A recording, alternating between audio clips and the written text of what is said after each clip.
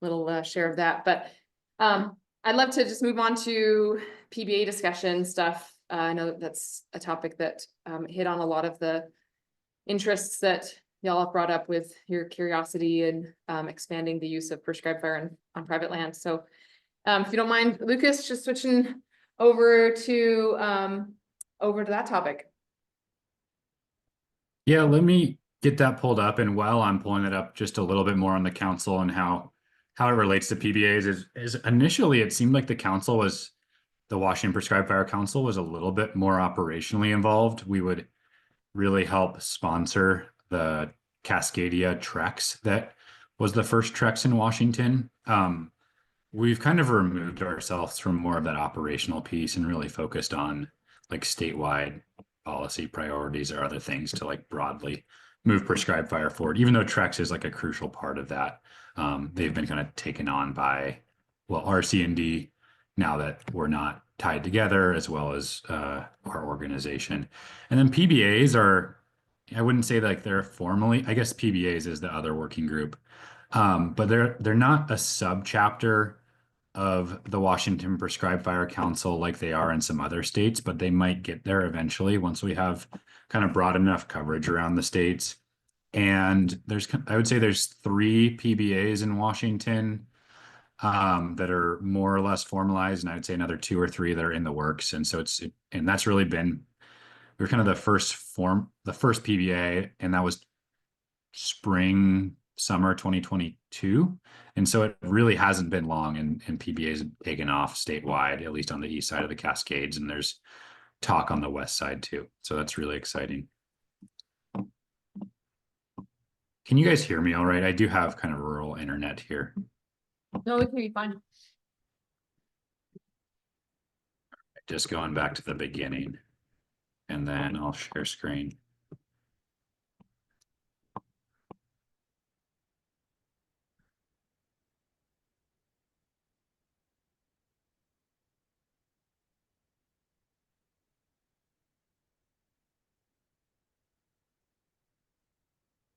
Is that full screen on your end? Let me get that fixed. I think that it is not quite It's probably me. Oh, I think it's my view actually, so stand by on there. Let's see here.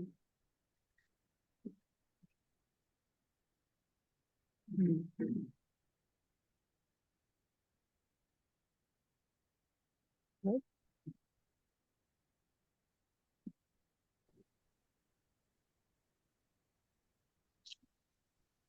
Yeah, that'll do. Yeah, go for it. Okay, if there's anything that you can't see or too small, we can feel free to ask questions. But just to reintroduce myself, I do wear a lot of hats. One of them is with the Prescribed Fire Council. My day job is I'm a module lead for a prescribed fire crew hosted out of a nonprofit called Mount Adams Resource Stewards. I'll probably refer to it as Mars at times. I helped found the Mount Adams Prescribed Burn Association, and I now sit on the steering committee. I'm on the board of the Washington Prescribed Fire Council. I was actually the first certified burn manager in Washington State from our certified burn manager program that was stood up.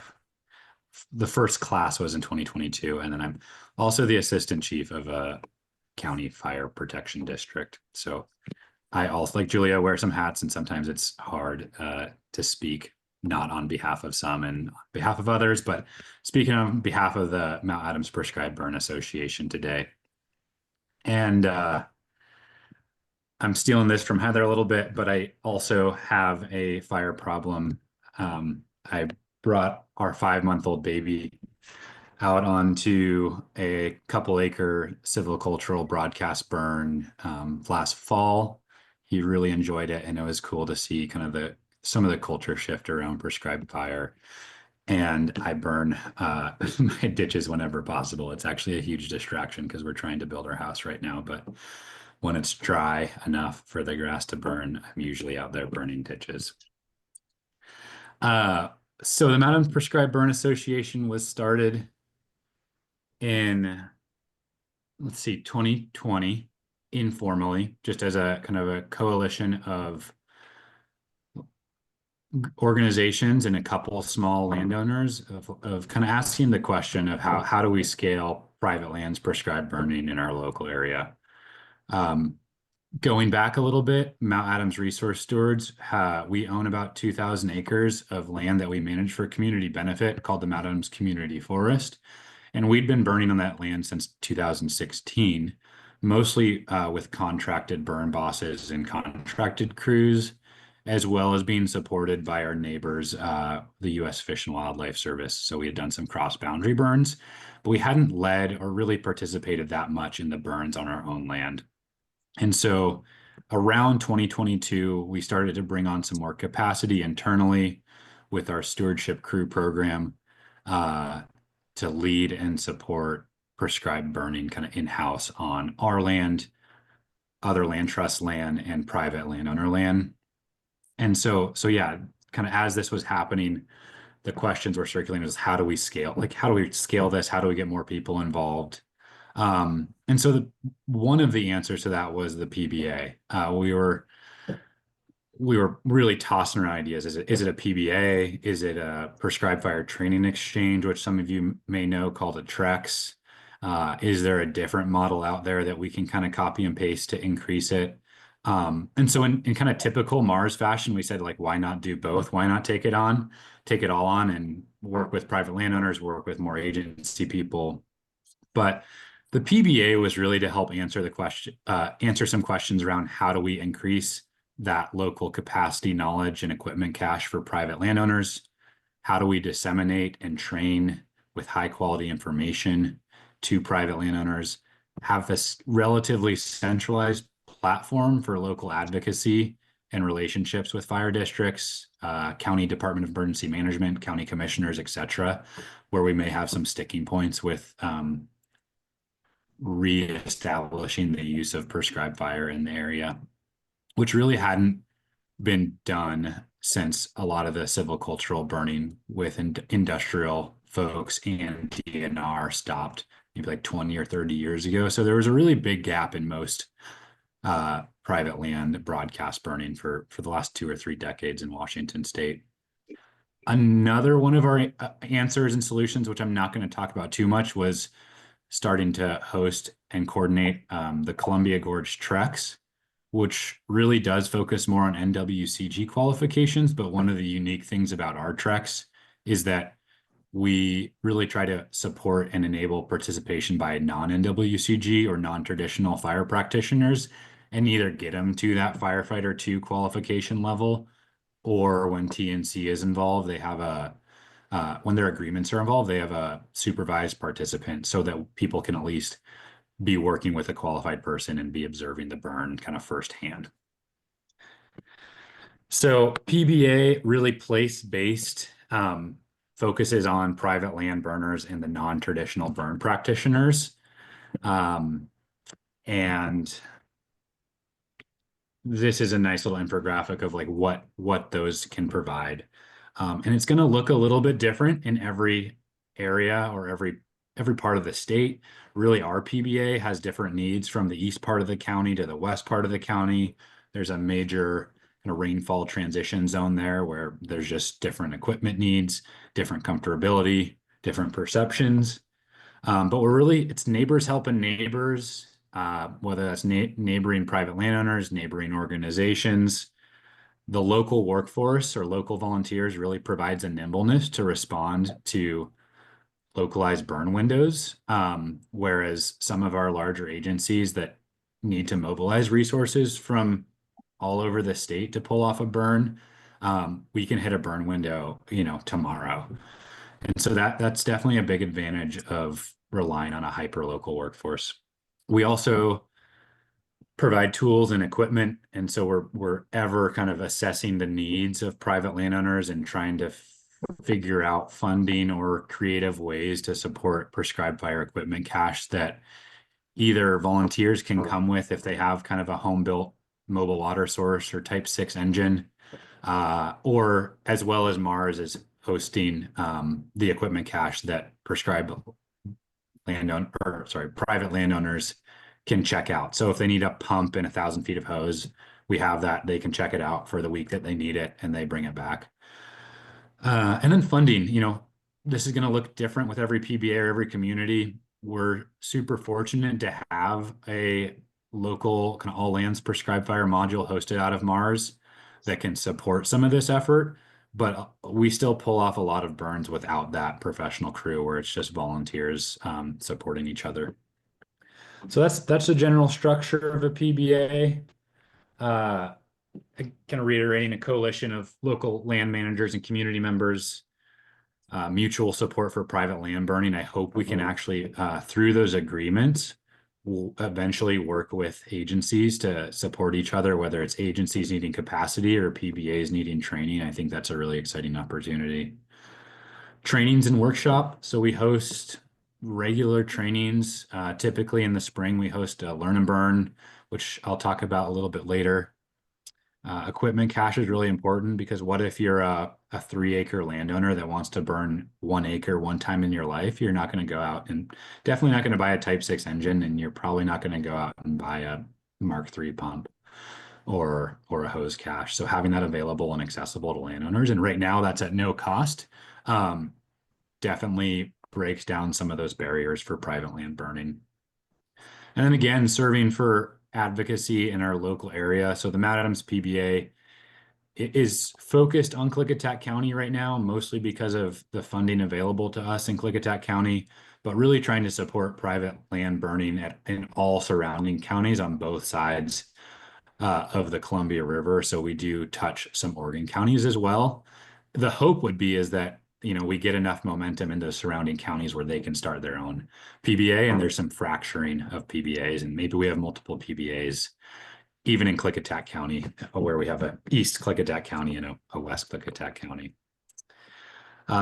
Originally, and I'll talk about this the first few years, we really leveraged having some local organizations that have land expertise, resources, equipment, funding, etc., to increase familiarity with prescribed burning. And so we leaned into Mount Adams Resource Stewards Columbia Land Trust to really get a little momentum within the PBA. The PBA really supports all portions of the prescribed burn.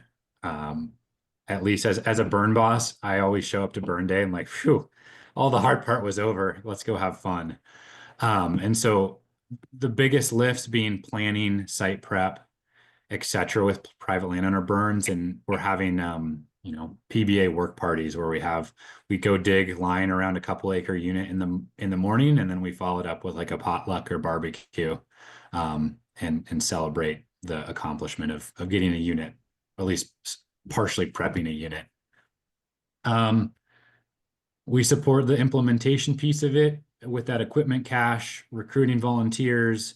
The way we recruit volunteers is we just have an email list, and as soon as we have a burn that, a week or two down the road, we try to put that out there and just get it on people's radars. And then a couple days before the burns, try to get commitments to the burn day as well as volunteers showing up. And there really hasn't been an issue about not enough interest right now. I think that's one of the limiting factors around PBAs is having live fire trainings that is accessible to folks that may not have the NWCG qualifications. And then after action reviews, prescribed burning has a very low escape, but if there is a need for that, the PBA can really have some intentional messaging and plans around the what ifs if there is an escape. Getting newsletters out, doing little highlight videos, etc. And whereas a single landowner that burns may not have the capacity or ability to put out some of those products. So kind of the first few years of the Mount Adams Prescribed Burn Association were more informal. We were really just a collection of mostly nonprofits and some interested private landowners, and we leveraged Mount Adams Resource Stewards land and existing burn program to build that familiarity. One of the things we did before we started burning was put on a community chainsaw class, because I think empowering people to run chainsaws and run chainsaws safely to help prep their burn units is like something that a PBA can help facilitate. So it's not necessarily all about fire. And I just wanted to highlight that.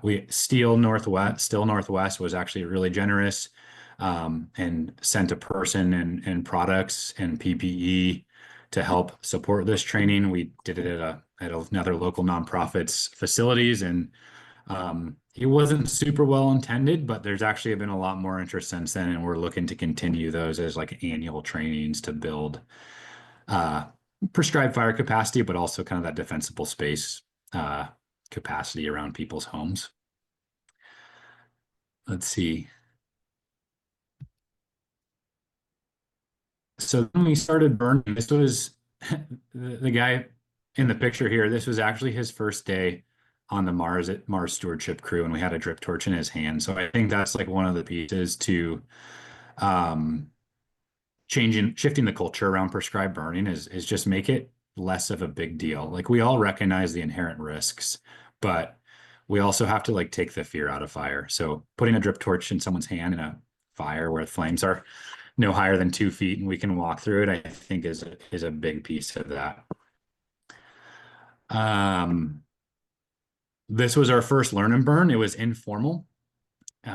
Learn and burns don't have to be formalized, and they're really community specific, just like PBAs. And I'd really put an emphasis. There's no one model that PBAs should take.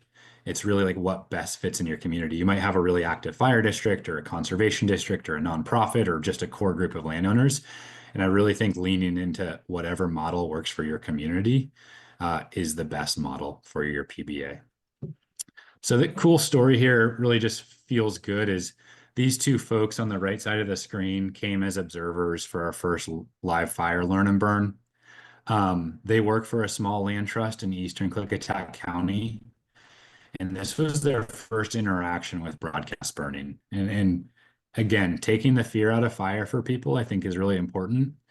And then fast forward to last fall, this same small land trust hosted their first prescribed fire as part of the Columbia Gorge Treks on their property. And they have plans to implement broadcast burning both spring and fall, kind of from here forward.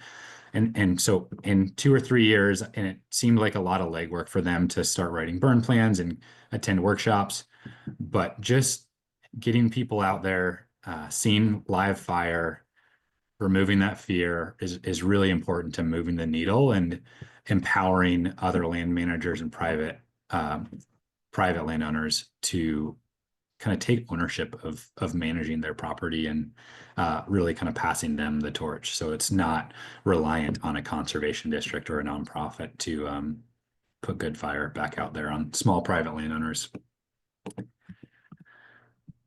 The same learn and burn. So this is community forest owned by Mount Adams Resource Stewards. It happens to be at the entrance of Convoy Lake National Wildlife Refuge. But really cool just to see kind of some of the cross-boundary efforts taking place. As well as you can see on the right side, there's a highway there, so it's highly visible. And just as of recently, within the last couple of months, I've been thinking that that's kind of maybe the primary strategy we should be taking, of like less strategic burning in the sense of fuels reduction or community protection, but more strategic around the most high visible areas you can get, so people can see the response from prescribed fire, both before the burn, during the burn, a week after, a year after, 3 years after, and can see how it's not just black that we're trying to make out there, and we're really restoring these landscapes.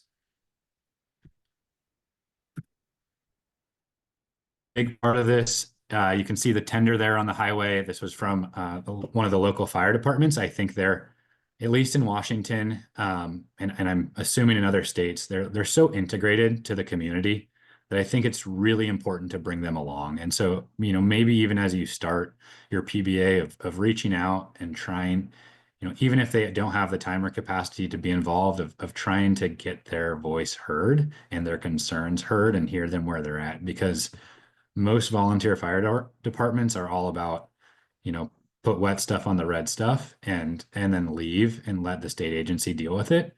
And they're not, this tender operator who was out here was just blown away the fact that we could just light fire and let the fire come to the road and it put itself out. We didn't have to spray water on it. So bringing fire districts along is an important part. And you'll see in some other photos that we have other neighboring fire districts out there too.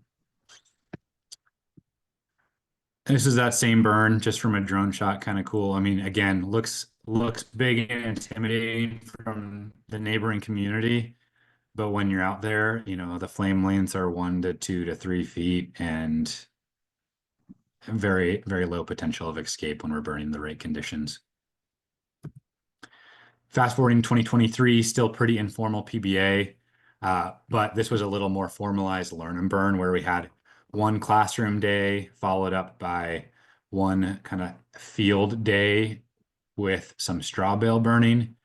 And then we had actually a broadcast live fire burn. And so the classroom portion is, you know, it can, again, whatever the need of the community, but things that we focused on this first year of classroom was working with agencies to get instructors, but talking about the anatomy of a prescribed fire, talking about smoke management, burn permitting, firing techniques, burn planning, fuels monitoring. I mean, the list goes on. And we realized like you can't cover a prescribed fire in one day. So maybe start simple and then have like further follow-up trainings on burn plan writing workshops or firing for firing effects, etc. But just trying to get some familiarity with folks. And we had a great turnout, about 30 people that were present for most of the 3 days, including a lot of small private landowners. So then we moved to the field day, and really this was, again, kind of like your S130 field day, but more private landowner focused. Familiarity with hand tools, pumps, hoses, weather instruments, straw bale burning, and just like what's the difference between a point source and a dash and a line, and seeing how fire comes together and taking the fear out of fire. Like I can't reiterate that enough of so much of the perception around prescribed fire comes from what people see on TV and what they know fire to be in the woods. We actually also had a high school science class come out for this, which was really exciting. And again, a part of that culture shift around, you know, they go home, they tell their parents what they did that day, and then their parents complain less when they see smoke coming over the hill from a prescribed burn the next day. And then we were fortunate enough to have, you know, again, best burn days, best plan days don't always happen. But we had a live fire portion of it where I think it was about a 25-acre unit. And I think this is really cool because we were burning at the very upper end of our prescription. Not that temperature matters to Heather, but we were at about 80 degrees. So it was relatively hot for the spring in the Pacific Northwest, and we had about 30 folks out for that. The really cool thing to me about that is that 25 of those 30 folks, this was their first interaction with prescribed burns, and we still pulled off this burn, you know, safely with very little holding concerns. And we had 5 experienced people that were leading the burn as well as firing and holding, and got people holding drip torch, running interior ignitions for the first time, or their first time on a broadcast burn. Something that did make us feel more comfortable with this broadcast burn was that it was a second entry burn on a 7-year return interval on the Mad Adams Community Forest, and it was mostly surrounded by other burn units. And so, you know, it's really hard to get burns going at first, but as you kind of start to build anchor points of prescribed burn units, it makes your burn windows so much bigger. Whether it's higher wind windows, but if you can start reducing your fuels around other burn units, it just really adds to the comfortability as you start to think, you know, 3, 5, 10 years down the road of how are we actually going to start scaling some of this private land prescribed burning. And then, you know, good job to the Idaho Prescribed Fire Council, but food really brings people together. Especially, I never thought of this as a suppressionist and now recovering suppressionist. But you know, food's always provided to you on wildfire incidents, and you don't think about how important that is. And so when you're trying to get volunteers to show up and then stay for mop up, definitely have a plan to bring food, whether that's a live fire event or, you know, a classroom field day, if you can figure out ways to fund that or have a potluck. This is actually a little story here.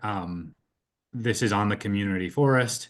Someone had shot an elk on the community forest a couple months prior and had some elk burger in the freezer. And so we had elk burgers from the forest that we were prescribed burning on. And so just kind of a really neat full circle story. And then in 2023, we also hosted our first Columbia Gorge Training Exchange. So that's the treks that I talked about. And while they are very separate, the PBA and the treks, there are a few touch points where they do really complement each other.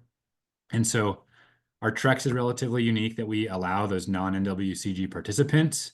And it's really for them, it's like a deep dive. It's like the crash course, and they become like the PBA experts once they go through the treks and can help share that knowledge. And so if you can complement PBAs with some trekses, be it, I'll get to it in a little bit, but yeah, there's some really cool touch points between the two. And so they don't, while they're very different things, they can be highly beneficial. For those PBA participations in the treks, it is a really cool touch point of helping shift agency perception that we can have those non-traditional practitioners supporting agency burns or agency adjacent burns. And so I think that's really cool of just building that community, both agency and non-agency around prescribed fire, whether that's on the other side of the fence or all integrated as part of the same burn team. And so more recent projects, 2024, we formalized our PBA by establishing an MOA, which I'll touch on in a little bit. But this was our first, March 2024 was our first small private landowner burn. A landowner named Nate and Betsy in Glenwood, Washington. They planned and they permitted 10 acres of their own property, and they came to the PBA and said, hey, we need 10 people to help us burn our 10 acres. Will the PBA come help? So we did. We broke those 10 acres into 3 units, and they're now planning to burn the other 10 acres of their 20-acre lot this spring with the PBA. And Nate and Betsy have been integral parts of the PBA since the beginning. They were a part of that core group of small private landowners. They have attended almost every training, whether they already knew the information or not. Nate's a semi-retired forester, so he helped, he wrote his own burn plan with some support and review from the PBA. And now he sits on the steering committee of the PBA and represents that private landowner voice and has really helped move and increase comfort level with other small private landowners. So getting those kind of spark plugs or embers or whatever you want to call them within your communities, really important, and really cool to see the effects, 3-4 years later after those initial PBA conversations. We've made the Learn and Burn into annual workshop, have adjusted a little bit, but a 1 to 3 day training really focused around prescribed fire, get people in the field, get people digging line, do some test fires, do some straw bale burnings, and if there's opportunity to pull off a broadcast burn, even better to get people hooked. So formalization of the PBA was last summer. We made the MOU, or MOA, sorry. And the mission really is to collaboratively promote the responsible use of prescribed fire and as our natural resource management tool in the South Central Washington and the broader Columbia River Gorge. So that's Klickitat County and those surrounding counties. MOA, again, PBAs look a lot different. They don't have to be formalized. It can totally be just a group of private landowners helping each other burn their ditches. Happy to share this too. And there was back and forth with MOA, MOU. But MARS is the fiscal, Mount Adams Resource Stewards, that nonprofit that works in the community of Glenwood, is the fiscal sponsor. Our prescribed fire cache is really like an Excel spreadsheet of equipment that different organizations and landowners can bring and what the requirements are to get those resources and pieces of equipment. Sometimes it's just being a signatory to the MOA. And if you're a PBA member, you can check out that pump and hose cache. Other times, like I said, there's like a private contractor that has a type 6. And as long as he's willing to show up, he'll bring his type 6 along. And so, yeah, really trying to build a robust equipment cache that can be relatively on call and on demand for private landowners looking to burn. We've also, an increase kind of public awareness and social license around prescribed burning, have tried to bring in some speakers. One thing that I would emphasize is try to record the sessions like you are today, and so that those can be shared as more people want to integrate themselves to the PBA, and we don't have to burden those people that are really good at giving speeches and talks and presentations to like give that same presentation again in the same location a year later. But this Paul Hesburgh came and presented at one of the local fire districts facilitated by the Mount Adams PBA. We have that up on our website. It's worth a watch. But definitely just helps engage that community, where I'd say at least half of these people that were at this presentation had never, didn't know what the PBA was before this, but also, didn't have any interaction with prescribed fire. But it was, it was an informational lecture series that got people interested. And you have a great resource in Heather to give those lectures. Recent PBA, again, kind of that touch point between the PBA and Trex. 3 PBA members hosted burn units for the Columbia Gorge Prescribed Fire Training Exchange.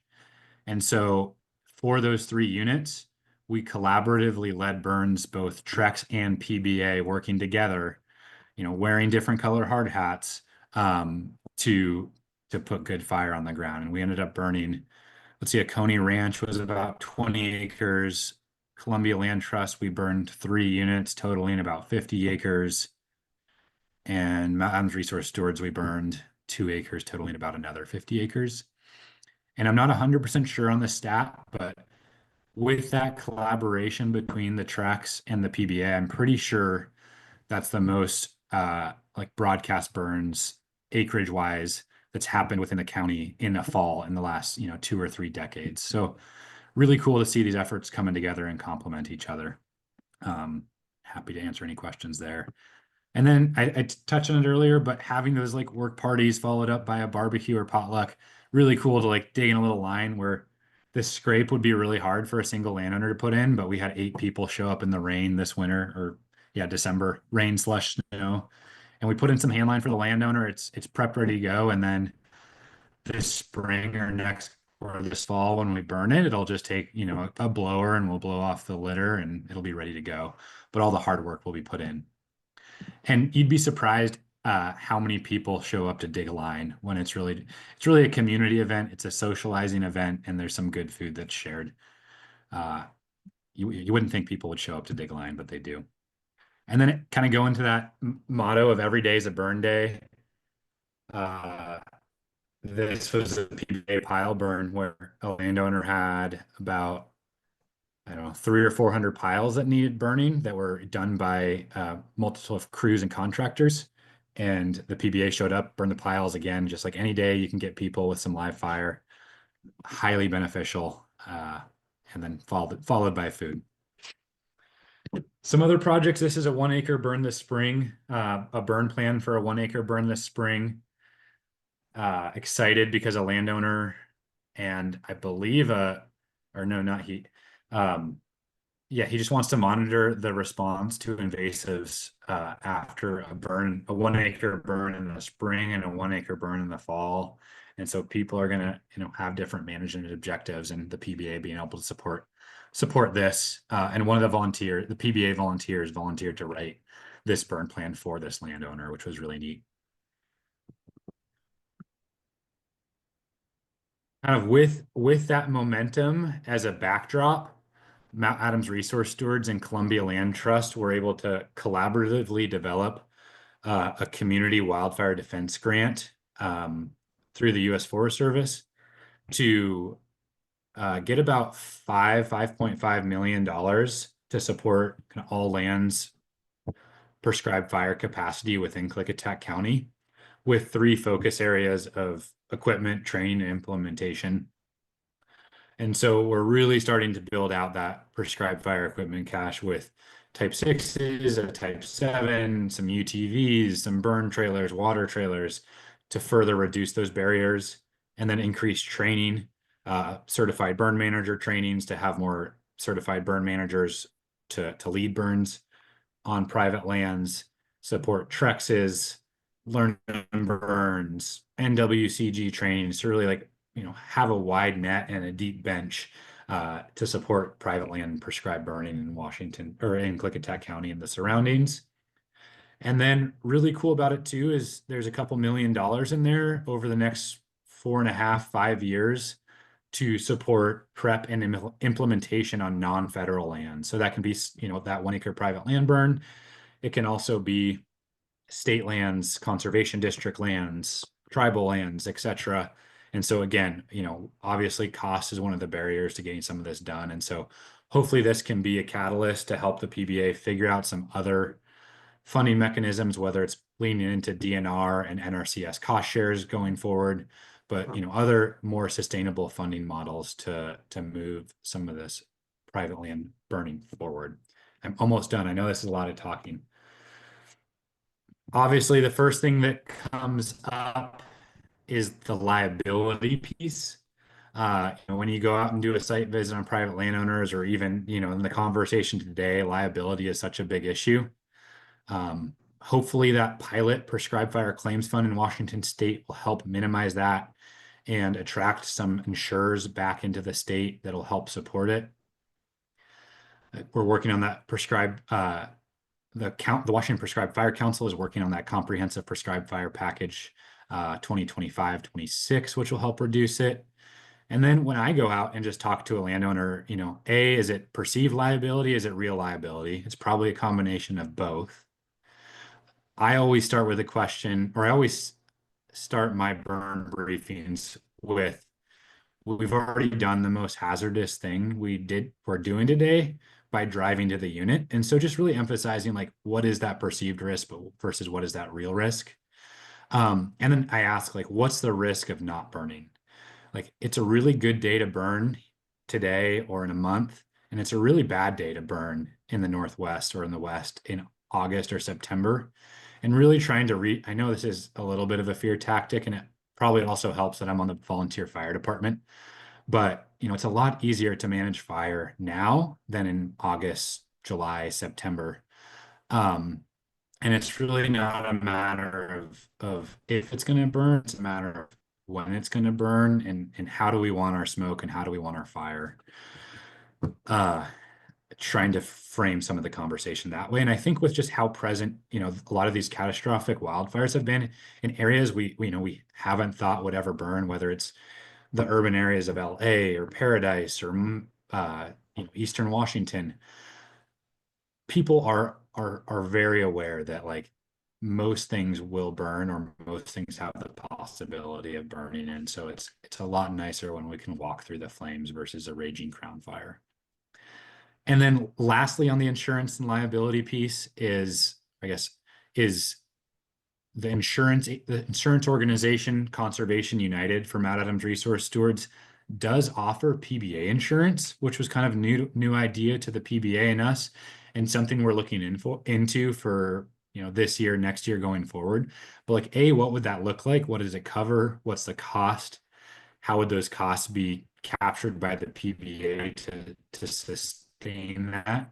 But really excited if a PBA could kind of have a blanket prescribed fire insurance coverage that could cover, the one-off private landowner that only wants to do one burn in the next 10 years, or again, cost prohibitive for that small private landowner to burn. And then with the PBA, leveraging the PBA to reduce risk, leverage the expertise, the knowledge, the people, the equipment, the planning, etc., is another factor in reducing the risk around private lands prescribed burning.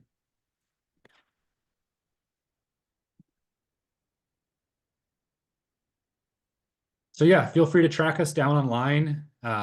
Obviously it's a trek to come out to South Central Washington. It's only a 5 hour and 45 minute drive from Coeur d'Alene, as I found out this morning, and almost attempted that. But you guys are all welcome to come out to our burns at any time. If you join our email list, we will, we'll notify you of updates. Feel free to sign on to the MOA if you just want to, support private land burnings and show that our MOA has more members, or our PBA has more members. And then kind of last thing is just going forward. Some of the challenges that the PBA faces that I do want to highlight, and that like the PBA is really focused on moving forward. That community wildfire defense grant that I mentioned is currently frozen. Regardless of if it ever becomes unfrozen or not, I'm positive that the PBA will continue to move forward and support private land burning without it. We have about 30 interested private landowners that are in some portion of the planning process. And our biggest hurdle has been, how do we support them better and faster to write burn plans and get through that permitting process in Washington State. So I think our biggest bottleneck right now is that burn plan writing piece. And how do we support local contractors and local organizations to help hold their hands or help with review or write burn plans for those small private landowners if they're not able to. As we resolve that bottleneck, I think we're gonna further have bottlenecks with prep implementation. How do we prioritize who gets what equipment if there's people trying to burn the same days? But I think those are challenges that we'll deal with further down the road. And then something the PBA struggles with that also the Prescribed Fire Council is trying to address is just that statewide permitting consistency. Things that you all will be familiar with is like, width of containment line, how much water is required on site, fire danger rating, etc. Where a lot of the permitting right now in Washington State, for the last 20 or 30 years has all been about industrial pile burning. And so how do we shift that mindset, and how do we burn within prescription of the burn plan and not like the copy and paste, the restrictions in the permit from the pile burn that's supposed to happen in November or December. And so the educating the regulators piece is really where the Prescribed Fire Council is stepping in at a statewide level to bring some of that consistency to support everyone, but also support PBAs. The other piece is that perception piece, where I think a lot of us think that prescribed burn season, especially in the fall, happens after wildfire season. To steal from Paul Hesburgh, that window is about 3 minutes, at least in the Pacific Northwest. And so, again, working with permitters, working with fire chiefs, working with county commissioners of how do we have that overlap towards the tail end of wildfire season to where there is some windows for prescribed burning. Like once the rains and overnight recoveries put the wildfires to bed, there's just no way we can start broadcast burns that actually meet our fuels reduction objectives and to have the consumption we need. So supporting that cultural shift, local level, state level, around within agencies to kind of broaden our perspectives of how we permit and restrict or enable prescribed burns. And then I'll leave you with, one of my visions of PBAs, going back to the MOA, the statewide MOA that we're working on to increase interoperability, is like, how can PBAs benefit from live fire trainings on state and federal lands? And can state and federal agencies benefit from a localized and trained workforce? And while I recognize that this might be a long ways out, it is kind of what we're already doing with the prescribed fire training centers. It's what we're already doing with TREXs. But imagine what the Backcountry Horsemen or the Pacific Crest Trails Association does with trails maintenance and management on the national forest. Imagine a future where PBAs can do that with prescribed fire and local land management on federal and state lands, where you have this coalition of local landowners that are really invested in the community outcomes, and also have the social license and relationships that we need to scale prescribed fire on all lands. And so I'll just throw that out there. Like imagine a future where PBAs are working hand in hand and supporting your Forest Service RXP2 that doesn't have the staff because they're all burned out from wildfire season. So he calls on the local PBA to help staff a prescribed burn. And I think that's in the realm of possibilities, especially if we work together. Awesome. So much, Lucas. Yeah. So appreciate the opportunity to share with you all. Don't hesitate to reach out any questions, and I'm happy to take any questions if there's time, and if there are any. We'll take a couple questions. Any questions right now? I'm sure you've got deep ones. I have got many deep questions.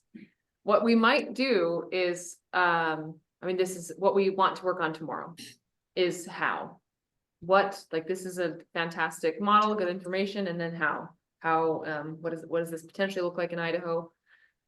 Yeah, I think we're gonna transition to a little bit of a break, and then we are gonna hit our liability topic. So thank you so much, Lucas, for your time. I have a question. Oh, yes, of course you Okay. do. I'm curious about your thoughts with the Washington State's Certified Burn Manager Program. Did that create the enabling conditions for PBA, for PBA to start? Or do you think there was a way to start PBAs regardless of whether there is that Certified Burn Manager Program in place or not? I guess one question I'd ask you all is that, like, what's the current requirements in Idaho to permit or lead a burn on private land in Idaho? Because in Washington, there was no burn boss requirements or burn planning requirements. There's not a culture of broadcast burning in Idaho. There's pile burning, and I mean, there's burning. There's a closed burn season, which is from May 10th to October 20th, right? And when it's open burn season from October 20th to May 10th, you don't have to have a permit to burn. You can burn. Unless you're doing ag burning. Including broadcast, theoretically. No, I think it's just open burning, right? Like, so that there's not like a specification of the type of burning that you are doing. If it's your land, this is a distinction. If it's your land, then you would be able to do the burning that you wish to do. There's not a burn plan requirement in closed burn season, am I right? No. Yeah. IDL would require. For broadcast. Okay, so IDL would require a burn plan for broadcast burning anytime, Yeah. right? Yes. That's how I understood it. If Archie's online, he could probably answer that, but that's how I understood it. Broadcast would always require. And pile burning is required, well, at least it has a fiscal tax to do it. You either lose money or you burn. Right, so the requirement when you're doing a forest practice is that you also treat the slash hazard. And that's the utility of the burning, the need. I mean, there's many needs for it, but one of the things that necessitates the burning is the removal of the slash that you created from a forest practice. So yes, there is a pattern for burning in the state currently. I mean, I'll offer a few things, and I think one of those things of just from hearing the conversations in the room is breaking down the perceptual barriers piece, right? And do we not know if there is permitting required for broadcast burn? Is that in law, or is that just perceived by IDL or the regulators? Because there's but yeah, all the things, like for. Because there is for sure some of that within Washington State, and we're working on kind of deconstructing some of those perceptual and cultural barriers. Secondly, I think it's really important that you just have people that are willing to stick their necks out a little bit and try it, and be okay with being a little bit uncomfortable. I mean, that's definitely a position that we were in going forward, and recognizing kind of the importance of and need for prescribed burning. That picture with the two folks one of them in the pink helmet watching the burn, we actually got our insurance dropped like 3 weeks before that burn. and our prescribed fire insurance. And then we carefully pulled off the burn anyways, and then got reinsured a couple months later. But so it does take some people and some groups sticking their necks out and really trying to move the needle forward. And that is a really uncomfortable place to be. Especially, I was the burn boss on that burn. That's an uncomfortable place. The nonprofit was the landowner. That's an uncomfortable place, but also recognizing like what it's going to take to move the needle forward. And then lastly, just kind of focusing on the certified burn manager question and how if that was required, and if I'd say it wasn't required, but it was an enabling condition. And I was talking to Heather a little bit about this last week, and I think, the burn manager in Washington only covers the burn boss or the burn manager themselves. It doesn't cover the landowner. So, how much coverage does it actually provide? And we have gross negligence for certified burners in Washington. So for us, it wasn't a huge enabling factor. I think it helped perceptually. It definitely helped with the insurance market of having a certified burner on staff, helping us get insurance, because we have to send them annually our qualifications and resumes and such. For other PBAs in the state, I do think it was much more of an enabling factor of like, hey, the state, DNR is behind private lands burners, and that really helped turbocharge some of the other PBAs in the state. And I think at least the other two PBAs that have started up since then, if not fully certified burners, they have went through the training. And so, yeah, it definitely helps having that available, even if it's more perceptual than real. Awesome. Well, thank you so much for your time, Lucas. Thanks for zooming in for us. Yeah, good luck starting PBAs. It's a lift, but it's totally Thank you. worthwhile, and it's so fun to burn with community members. If you start a PBA, your paddle gets bigger, by the way, in the boat of progress. Your paddle gets a little like extra motor boost or something to push the thing forward. Okay, so we're just gonna take a quick break. And then we'll move on to our liability discussion. So if you wouldn't mind just having a 5-minute, go to the bathroom. What time do get some we drink. get you back, Heather? 5 till. 5 till, that's when Yep. it starts. Yep.